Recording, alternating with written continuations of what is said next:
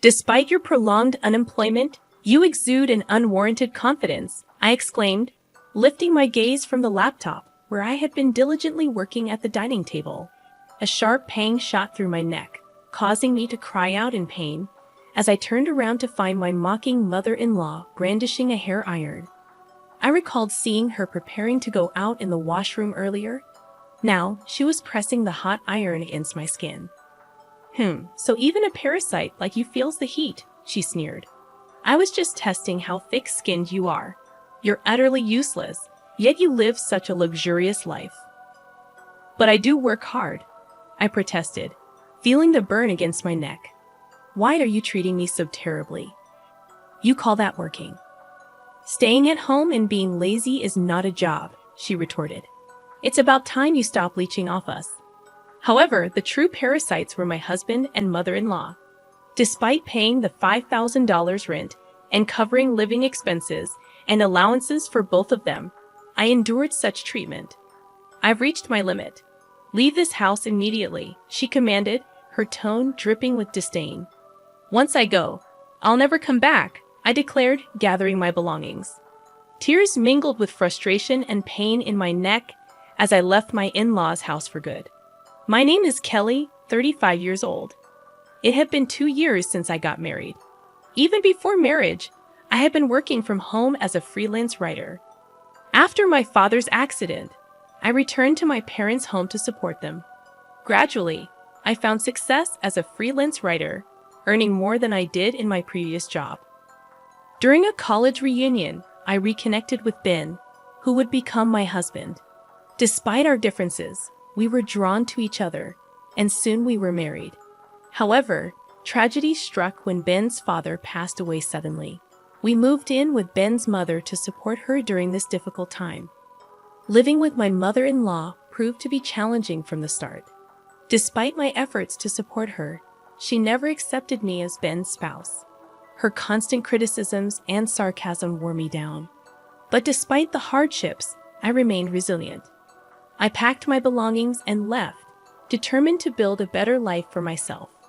I pondered Mary's criticisms but obediently responded with a simple yes in the evening. She questioned, "Did you buy these ingredients from that store? How can you make such a meal with ingredients from there?" It was from a nearby luxury supermarket. "I'm sorry if it didn't suit your taste, Mary. It's just a simple salad.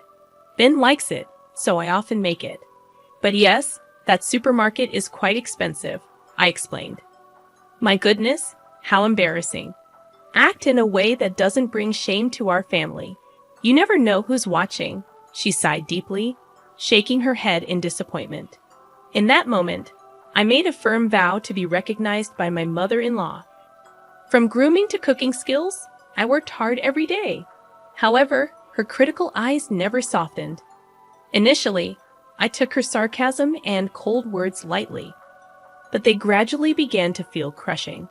I felt invalidated and powerless. I wanted to confide in Ben, but our life together had changed. We used to enjoy our time as a couple daily, but since moving in, our opportunities to see each other had decreased. "Sorry, I've been really busy with work lately," he said tiredly. Hearing this, I felt unable to speak my mind. But being human, I have my limits. I felt the need to share my stress with Ben. "Hey, I have something to discuss," I began. "Oh, I actually have something to talk to you about too. I quit my job 3 months ago." "What? Quit? What do you mean?" I exclaimed. "Don't worry. I've already started another job. Remember the select shop I always wanted to open?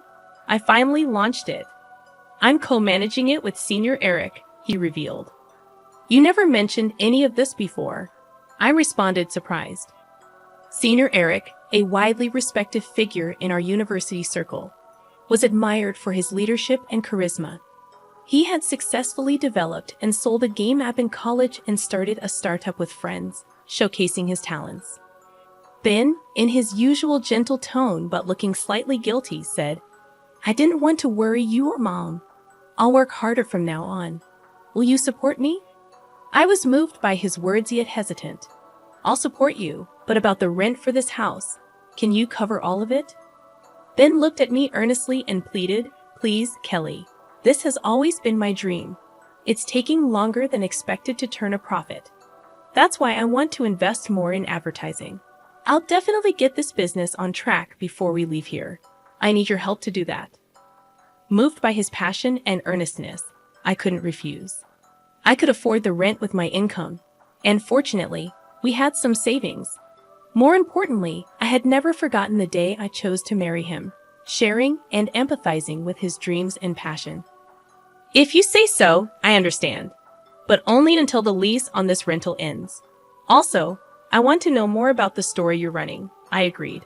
"Of course, thank you," Ben said, showing me the website of his select shop. I was impressed by its charm. "Is there anything I can help with?" I offered, but Ben firmly declined. "I want you to focus on your work, and please don't tell my mother about this. I don't want to worry her," he requested. Necessarily, with this new development, thoughts of my mother-in-law completely left my mind. I was eager to support Ben's business, but the monthly expenses I had to cover kept increasing gradually. Managing the entire household budget, financially aiding my husband, and even providing an allowance to my mother-in-law became solely my responsibility. My only hope was for the rental contract to end quickly. "Kelly, could you put off your computer work for a bit and do some cleaning? Since you're staying here, you should be more proactive with the household chores," my mother-in-law instructed. I hurriedly replied, "Oh, I'm sorry, Mother. I'll start as soon as I finish this job." "This is your job. Enough excuses. Get it done quickly. We have guests coming this afternoon. After you're done cleaning, please leave the house," she insisted. My relationship with my unaware mother-in-law remained unchanged over time. On days when she had guests, I always had to vacate the house after finishing the cleaning. It seemed I was bothering her. Fortunately, I could work anywhere with my laptop, which was a small consolation. However, one day held a different outcome. When I returned home in the evening, my mother-in-law, looking satisfied, greeted me with, "Welcome back. I tidied up your room." Confused, I rushed to my office. The room was indeed tidied, but my belongings were organized. In the center were a large suitcase and 2 duffel bags. "What does this mean, Mother?" I asked. "This room was initially prepared for guests. I can't accept someone with your lack of housekeeping skills using it. If you want to use this room, you'll have to pay an appropriate fee. If you don't like that, leave immediately. Don't expect to live luxuriously here for free," she declared. I swallowed my words. Why must I endure such treatment? As I silently bowed my head, my mother-in-law said with satisfaction, "I'll say it again. I don't accept you as Ben's wife." With that, she huffed and returned to the living room. Tears welled up in my eyes from frustration. I tried to contact Ben, but he didn't answer his phone. After messaging him about the incident, he replied, "Please bear with it a little longer." Unable to contain my anger, I poured out everything to Ben when he returned late at night. "Just hold on a little longer. I'm stressed with work too. Don't worry about my mother. It's just a bit more endurance," he said. "I'm paying the full rent, and now she wants me to pay for my room too. I can't tolerate her unreasonable demands any longer," I protested. After hearing this, Ben hurriedly tried to call me. "I'm really sorry. I'll talk to her once we leave here. You won't have to see her again. Please just bear with it for a little while longer," he pleaded. "Soon, and then I'll never have to see her again." Ben's words slightly eased my anger. The next day, Ben seemed to be talking to his mother. Before he left, we had breakfast together, but there were no usual sarcastic remarks from my mother-in-law. Since my room was tidied up, I decided to continue working at the dining table. "Are you leaving today?" My mother-in-law's words made me look up from my computer. Instantly, I felt a sharp pain in my neck. "Ouch, that's hot," I screamed, turning around to see my mother-in-law with a smirk, holding a hair iron. "What are you doing?" I exclaimed. That was all I could say as I held my painful neck and rushed to get a cooling pack from the fridge. Thinking back, My mother-in-law had been getting ready to go out in the washroom earlier. She had used the hair iron she was holding against my neck. So you can feel the heat too. I wanted to see how thick-skinned you are, living such a luxurious life, yet being so useless. I work hard too. Why would you do something so terrible? My mother-in-law scolded. Working? You're just using your at-home job as an excuse to slack off. Nothing but an unemployed person. It's about time you consider our situation and become independent, she added. In reality, I was the one bearing the rent and living expenses, yet I couldn't understand. I couldn't comprehend why I was being treated this way. Before I knew it, I found myself glaring at her. What's with that look? The look of a pitiful person. I've reached my limit. Leave this house immediately, otherwise, I don't know what I'll do next. Am I really allowed to leave? I questioned. I won't come back here ever again, you know. Yes, that's fine. I'm fed up with taking care of poor people like you, she responded with intense pain and disappointment evident in her tone. Filled with a mix of emotions, I cried as I packed my things. Since my mother-in-law had already organized my belongings the day before, it didn't take long. I no longer cared about the fate of this house. I left my in-laws' home without looking back. After receiving treatment at the hospital, I went to my usual cafe to calm down. The spacious table arrangement and quiet environment were ideal for focusing on work. As I contemplated whether to contact Ben, I was suddenly approached. Kelly, is that you? To my surprise, it was Senior Eric. It's been a while. How's Ben doing, Senior Eric? Long time no see. Ben is in your care. I heard you were the co-owner, he remarked. I apologized for not greeting him earlier, explaining that I'd only helped with the website design at Ben's request. However, Senior Eric was taken aback, saying, Co-owner? What do you mean? I just helped with the website design on Ben's request. I was shocked, he lied. Then Senior Eric mentioned, I heard you were the sponsor. This revelation surprised me. Ben had rented a different apartment and seemed to have worked hard for the first few months. However, he had others manage the inventory, shipping, and promotion for the online shop from the beginning. Despite Senior Eric's advice to do it himself, Ben insisted it wasn't the role of a businessman. As a result, there was no increase in foot traffic or sales, only mounting expenses. According to Senior Eric, Ben was now deeply involved in internet business, paying high consultant fees. He was living extravagantly, acting like a business owner and sometimes mistreating his juniors. I was at a loss for words. The reason I had to cover my mother-in-law's allowance was that they had used up my father-in-law's inheritance. Ben's recent requests for financial support were probably because his funds were running low. He hadn't told me about the inheritance, perhaps for that reason. Doubts connected with Senior Eric's words, and everything became clear. I got up, thanked him, and left the cafe. Before I knew it, I was in front of my parents' house. Seeing me with my luggage, my father looked surprised. Tears overflowed as I saw the faces of my parents, who I had been holding back my sorrow from. Tell us what happened. Your mom and I are always on your side, my father said. That's right. You always try too hard on your own. Their warm words made me cry again. Crying, I told my parents everything. The terrible treatment from my mother-in-law and the fact that I was bearing all the expenses for my in-laws' house. My parents were both outraged and cried with me. There's no need to go back to your in-laws' house. Live for yourself from now on, my father said. His words deeply resonated with me. After talking about everything, I felt a weight lifted from my heart. What had I been living for these past months? The only message from Ben was a short one, asking, "Where are you now?" After ignoring several similar messages, his attempts to contact me stopped altogether. My existence must have been just that insignificant, more than sadness. I felt a firm resolve just by having a meal with my parents. I could feel the warmth of a family. Maybe what I had been seeking were such simple moments of happiness. While staying at my parents' house, I gradually felt like I was gaining myself. About 2 weeks later, Ben called, probably because the rent payment was due. Kelly, where are you? Have things calmed down with Mom? She feels bad about it. Aren't you coming back soon? He inquired. I'm at my parents' house now. I plan to live here from now on. Your mother said she's tired of taking care of a poor person like me. And I'm not going back. Let's get a divorce, I calmly conveyed. Wait, why divorce? If living with Mom is the problem, let's talk it out. I'm coming to pick you up. Let's talk in person. Why should we talk now when there was no contact before? And how's your business? Ben responded.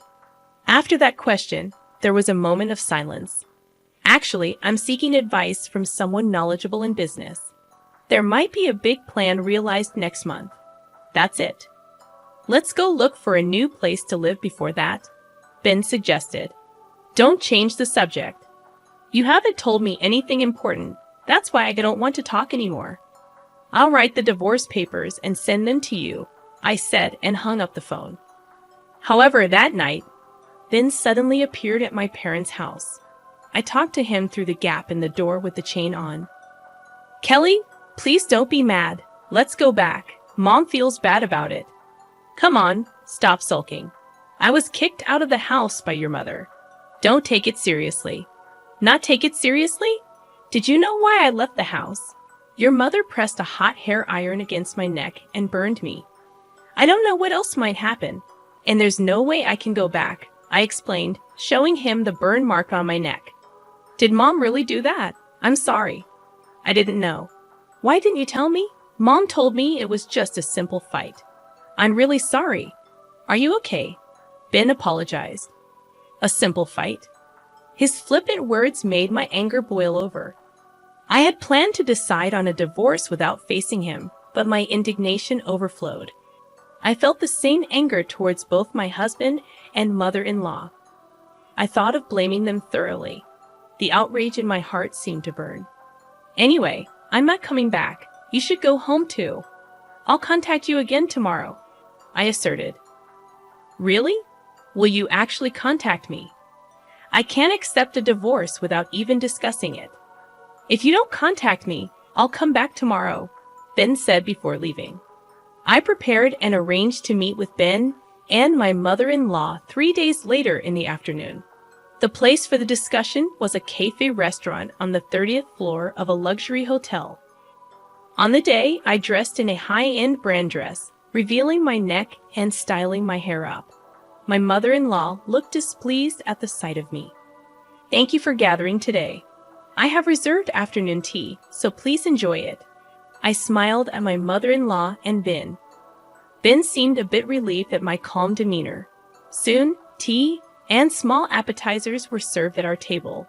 Before we started eating, my mother-in-law began to speak. Kelly, I'm truly sorry about last time. I was wrong. Ben scolded me harshly. You'll forgive me, won't you? She pleaded. I didn't respond immediately and quietly continued eating my appetizer. Then, I turned my neck to show the burn scar. I can forgive you, but not until this scar fades. Also, are you aware that Ben quit his job? Ben shook in surprise, and my mother-in-law looked at him in astonishment. What do you mean he quit? He's been saying he's busy every day. He's busy right now. He's an honorable businessman. Wait a minute, Ben. My mother-in-law panicked. What do you mean, businessman? Did you start your own business, Ben? Explain yourself. As my mother-in-law interrogated him, I smiled contentedly while watching Ben struggle to make excuses. At that moment, the tea stand was brought to our table. I enjoyed the delicious-looking sweets while watching Ben and my mother-in-law argue. The view from the luxury apartment was great, but the view from this 30th floor cafe was also special. By the way, Ben, what have you been engrossed in lately? I inquired. I heard from Senior Eric that you quit the select shop. Is that true? I questioned Ben, who immediately lost color in his face, looking both surprised and scared. Meanwhile, my mother-in-law tightly gripped his arm, confused and repeatedly asking what happened. Why would you do that? I know everything. Ultimately, You were more obsessed with being a successful person than a businessman, right? Despite having no business sense, you just impulsively went ahead and ended up spending all the inheritance your father left, didn't you? I confronted Ben, while my mother-in-law's voice filled with suspicion and anger. Yes, exactly. Ben has used up all your inheritance as well, right? So, our household finances are completely depleted because of Ben, I explained, causing my mother-in-law to sink back into the sofa in shock and despair. I have been covering all the expenses for the house. Even the allowance you thought Ben was giving you came from my wallet. In addition to that, I've been paying for Ben's expenses while he's been gallivanting around as a businessman, I disclosed, watching their reactions carefully. Don't worry, Mom. With Kelly's income, we'll manage, Ben attempted to reassure her. But I wasn't having any of it. Don't joke. I heard you're getting into another business. We're already at the bottom, spending money and just playing around. Stop it now, I asserted firmly, feeling the weight of the situation pressing down on us. As the cafe fell silent, I finished the tea left in my cup in one gulp and declared, I can no longer take care of you two, who are now penniless. You will need to take care of next week's rent payment. And regarding the divorce, let's proceed firmly through a lawyer. Ben pleaded tearfully. I don't want a divorce. Please don't do this. But my mind was already made up. My mother-in-law's face trembled with paleness as she begged for my help. You said before that you didn't accept me as family, didn't you, Mary? As compensation for the burn, I would like you to start with this payment. I hope you still have this allowance, I stated firmly, leaving the two of them in the hotel. Ben remained silent, ultimately saying nothing, looking up at the high-rise floors from the ground. I hoped they felt the sensation of being cast down from heaven to earth, marking the end of my revenge. Afterward, we got divorced. Ben resisted at first, but when I threatened to report my mother-in-law to the police, he quickly agreed. I couldn't forgive my mother-in-law, but her disappearance from my sight would erase her from my memory. For that reason, I demanded a substantial amount from Ben for emotional distress. Later, they apparently moved to a cramped apartment. However, the relationship between my wasteful ex-husband and betrayed mother-in-law seemed strained. Aiming for independence, my once arrogant mother-in-law is now reportedly doing part-time cleaning work. I couldn't help but laugh at the thought of that scene. Currently, Ben is struggling with debt and working multiple part-time jobs at night. It seems that working as an employee was more suited to his true nature. The active personality of Ben that I once found attractive was, from another angle, just impulsive and shallow foolishness. Living in the luxury apartment and the inheritance from my father-in-law must have revealed his flaws more clearly. I continue to work actively from my parents' home. I met with Senior Eric later and conveyed to him the details and my gratitude. He appreciated my writing skills, and now I am receiving work from him. For the time being, I plan to focus on living for myself with my parents.